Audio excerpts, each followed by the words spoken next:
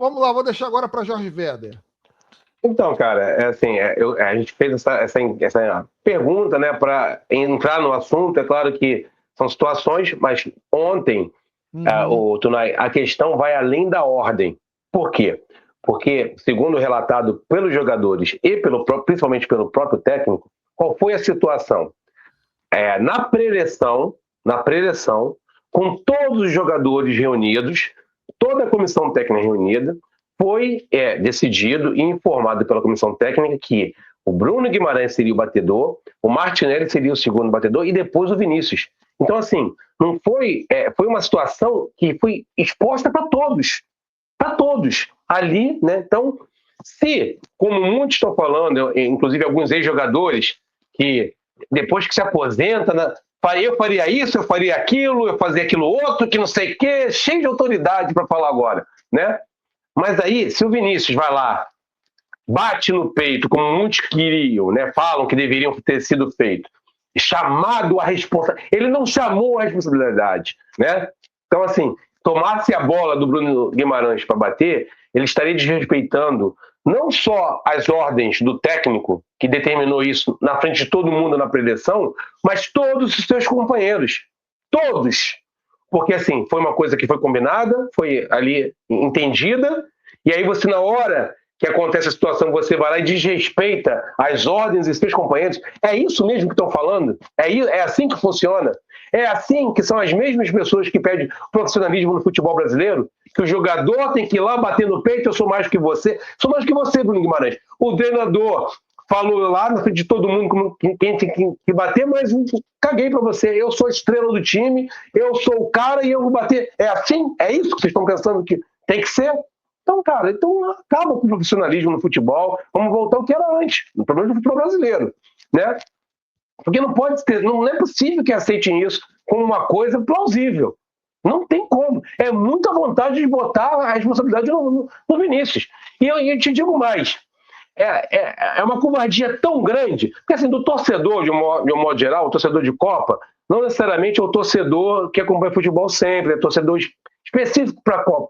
Talvez o cara não entende que o Vinícius é o cara do time, então ele tem que fazer tudo no time. Ok, eu até entendo isso, ele faz parte. Agora, jornalista falar isso depois, porque assim, a informação saiu no início do segundo tempo. Então, no início do segundo tempo já sabia que foi uma ordem do treinador dada para o elenco todo na preparação. Não foi uma coisa exclusiva. O treinador chegou para o Bruno Guimarães e falou: você que é o batedor, tá? Não, ele falou de todo mundo. Então, assim, seria um desrespeito muito grande com todo o elenco do Brasil, né? E mostrando uma arrogância do Vinícius Júnior. Mas então, aí o jornalista, em cima dessa informação, é muita falta de honestidade intelectual, para não falar que é uma canalice. O cara, depois de saber disso, falar que o Vinícius não chamou a responsabilidade. Que isso, cara? Que isso? Alguém acha mesmo que o cara que sofre o que ele sofre, o racismo que ele sofre, tem medo de pegar a bola e bater um pênalti na Copa do Mundo num jogo 0-0? Acha mesmo? Acha que o cara que enfrenta o que ele enfrenta na Espanha, onde leis estão sendo mudadas, que tem o seu boneco enforcado numa ponte, que a torcida adversária inteira chama ele de macaco, que ofensas racistas à torta e à direita. Você acha que essa pessoa que joga no Real Madrid, que tem 2 gols em finais de Champions, tem medo de bater um pênalti na Copa do Mundo? É sério que vocês pensam isso mesmo, desse rapaz? É isso? Não é. Não pode ser. Tem algo a mais além disso. E as pessoas não têm coragem, às vezes, de falar. Porque é muito fácil, muito cômodo para o jornalista chegar e falar que ele não tem comprometimento, que ele não chama a responsabilidade. Que isso? Que vergonha, cara. Os mesmos jornalistas que muitas das vezes veem os seus colegas, às vezes mulheres, sofrerem situações e ficam caladinhos. Que veem situações de racismo e ficam caladinhos. Não aparece para dar opinião.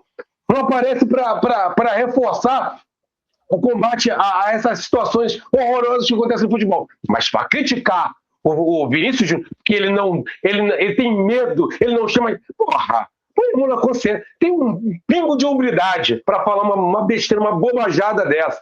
Cara, é ser muito canalha, um jornalista, um cara que tem um microfone, que influencia outras pessoas, chegar e falar uma besteira dessa. Muito bom. Isso aí. Entendeu? É uma vergonha.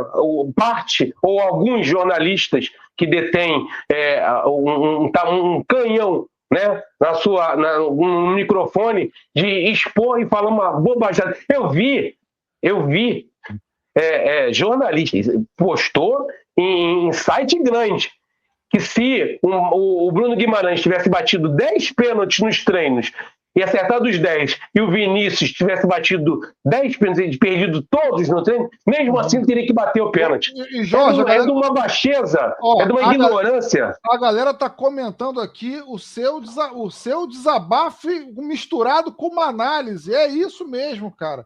Olha só, o Felipe Neves disse o seguinte, ó, user disse aqui boa noite, user. Né? O Felipe Neves, o argumento que usavam para convocar o Neymar era esse passe decisivo, a jogada de gênio, que o Vinícius Júnior fez. Parabéns pela observação, Felipe. E olha só, o Delima Flá, saudações rubro-negras. Quem assiste futebol há algum tempo sabe que o batedor de pênalti é pré-definido, é isso, né?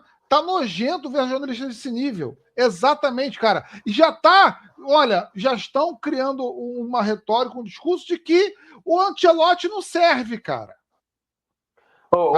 Tunay, em cima disso tem outra situação. O que muitas vezes se cobrava? Cara, quem decide quem bate é o técnico. O técnico não pode se omitir. Porque quando o cara ia lá, tinha um batedor, aí o outro ia lá, pegava a bola e batia e perdia. Mas é o técnico que tem que decidir. O técnico foi omisso. Ele que tem que essa decisão é a decisão do técnico. Aí quando o técnico decide e se cumpre o que foi decidido, aí agora não. O cara tem que ter personalidade. Vou fazer mais um fato aqui, ó. Em 94, alguém duvida que o maior cara da Copa de 94 era o Romário? Não, né? Ele que classificou o Brasil numa situação difícil nas eliminatórias, fez os 2 gols que classificaram o Brasil para a Copa. Antes da Copa, antes de começar a Copa, ele falou, eu vou trazer essa Copa. Vamos trazer, eu garanto, não sei o quê. Primeiro jogo do Brasil contra a Rússia, o Brasil faz 1-0 gol do Romário, e o segundo gol é de pênalti do Raí. O Romário não chegou lá, o Raí, não. Eu sou o cara da Copa que eu vou levar. Não, o batedor era o Raí. O Raí, assim, bateu o pênalti. Porque era predeterminado pelo Paeira que o Raí era batedor de pênalti. As pessoas têm memória curta. Não importa o tamanho do Romário, a responsabilidade. Jorge, outra coisa. Quem é culpado por esse tipo de comentário não é o torcedor que é apaixonado, não. E muitas vezes a gente, pela emoção, nós fazemos comentários, cara, que não cabem com a realidade. Olha, o culpado é, sabe quem? O da imprensa, cara. Porque esse da imprensa tem uma responsabilidade que o torcedor não tem. O torcedor tá para assistir o jogo, sentir essa emoção, fica chateado, fica pé da vida, vai lá nas suas redes sociais, extravasa. Agora, quando você tem um diploma, ou não, mas quando você tem um emprego, tá? Você se comunica para milhares de pessoas, você tem um instrumento para isso, você tem que ter um mínimo de responsabilidade. Tá? Não basta ter só opinião, tem que ter responsabilidade. E aqui, ó, boa noite, bancada da Frente Rubro-Negra. Opa, Fórmula do Esporte, um abraço. Aqui é o Marcelo, concordo com você, Jorge. Existe uma definição do batedor pelo técnico? Sim. O Pedro Ricardo, valeu, é isso mesmo. E o Delima, eu acho que neste jogo, que menos teve culpa foi o técnico. Jogos decisivos não se perde tantas oportunidades. Pois é, vamos continuar fazendo essa avaliação, né? Era para ser uma análise imparcial disso, Delima, para a gente, com certeza. Com certeza. Gente, deixe o seu like, continue participando aí no chat, beleza? Para a gente poder sempre falar junto, né? O nosso amigo seguidor que falou aí que o técnico teve menos culpa, pelo que eu falei, eu discordo. Porque, assim, ele começou bem, acho que, como eu falei, no primeiro tempo o time foi bem. No segundo tempo, quem estragou o time foi ele. A entrada do Neymar, né, e não foi só a entrada do Neymar, porque a primeira substituição, quando ele coloca o Endrick, ele consegue o objetivo de dar mais profundidade ao Brasil, de ter um jogador mais rápido que incomodasse a defesa adversária. Quando ele tira o Endrick da posição ali de 9, mais centralizado, e bota para a ponta direita para botar o Neymar, o time cai novamente. Então, assim, o que ele fez de bom, tanto na escalação inicial e depois no segundo tempo, quando o Brasil começou abaixo da Noruega e ele botou o Hendrick e o time melhorou, ele 9 minutos depois estragou. E ainda tem mais um detalhe de quão mal o Ancelotti foi ontem. Ele botou o Neymar e o Danilo Santos 1 minuto ali antes, segundos antes da parada técnica. Ou seja, o treinador da Noruega, quando foi dar as explicações, as orientações para o time dele na parada técnica, ele já sabia o que o Brasil tinha substituído. Então, nem surpresa para o técnico foi, porque ele conseguiu ali planejar o que fazer já em cima das substituições do Brasil. Para fazer 1 minuto antes, fazia 1 minuto depois da parada técnica. Não. Então, assim, ele deu armas para o adversário, dá o contra-veneno para o que ele imaginou fazer. Porque, assim, hoje em dia, ninguém acha que alguém no mundo é bobo, do mundo do futebol, sabe quais são as condições do Neymar. Então o cara pensou, opa, ele botou o Neymar, estão com -1 para pressionar na frente, vamos subir, a gente estava tocando a bola um pouco mais atrás, vamos tocar a bola mais à frente. Porque mesmo que eles tomem a bola, o Neymar não tem condições numa arrancada de ganhar na velocidade. É um cara ali que não vai com campo para atacar, ferir a gente, porque ele não tem condições. Todo mundo sabe, ninguém é bobo. Então, assim, o Ancelotti errou demais no segundo tempo. Tudo que ele fez de bom no primeiro, até a substituição colocando o Hendrick, ele jogou no lixo. Foi, assim, lastimável a atuação do Ancelotti ontem. Essa é a minha opinião em relação a isso. Maravilha. Aqui, ó, mandar um abraço para a galera do Debate Rubro-Negro também, que está assistindo a gente, beleza? Deixa o like, galera, participe com a gente, que é muito importante. E é claro, se você está aqui pela primeira vez, ó, deixa a sua inscrição, hein? O canal está crescendo, beleza? A audiência está ficando legal. Agora, Jorge, vamos lá, vamos falar de futuro, né, cara? E olha, a gente vai falar sobre o Flamengo ainda hoje, hein? Então fica aí, não sai não, que a gente vai falar do Flamengo ainda nessa live, beleza? Jorge, vamos falar aqui de futuro, né? Cara, tem expectativa, né, cara? Tem expectativa aí, né, para a seleção brasileira com o trabalho do Ancelotti para os próximos 4 anos, meu caro? Cara, tenho. O que aconteceu para trás, né? Desse ciclo louco que o Brasil, mudanças, assim, as mudanças na CBF, né?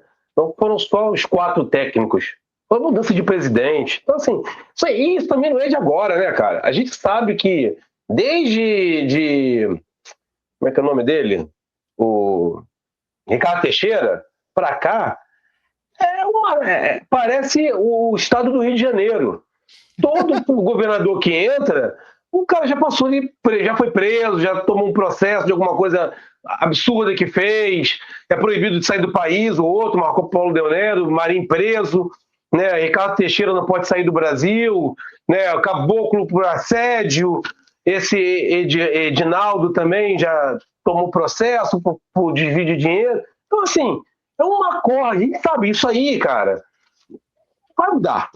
A gente não vê perspectiva de mudança em relação a isso, né? Mas o trabalho... E aí acontece, pelo menos com o Ricardo Teixeira, assim, o Ricardo Teixeira, como ele não gostava de futebol, ele estava ali por uma condição, por ser cunhado do Avelange, ele meio que terceirizava isso para pessoas que minimamente podiam ali ajeitar a seleção brasileira na questão de campo. Hoje em dia, cara, botar o Rodrigo Caetano lá, não vou questionar o trabalho dele, se ele é bom ou se é ruim, mas assim, 4 técnicos, né, uma zona, então assim, acho que agora, e uma coisa, assim, uma outra decepção com o Ancelotti, que eu vou dar o braço a torcer, que eu achava que quando o Neymar foi convocado, que eu acho que ele não deveria ser, e teve aquela festa, aquele circo, aquela coisa horrorosa, né, pra quem não sabe... Uma grande pataquada, né, cara? Foi um farmonice, né, cara? Pra quem não acompanha, assim, futebol mais de perto, nenhuma seleção, quando apresentou os seus convocados, fez uma palhaçada daquela. Era postagem no Twitter ou algum vídeo institucional. Nada presencial, nada ao vivo, nada. Era ou um vídeo institucional, apresentando os jogadores que tinham sido convocados, ou simplesmente, por exemplo, Portugal. Ele botou uma relação dos jogadores no Twitter, dizendo quem eram os 26 convocados. Ponto.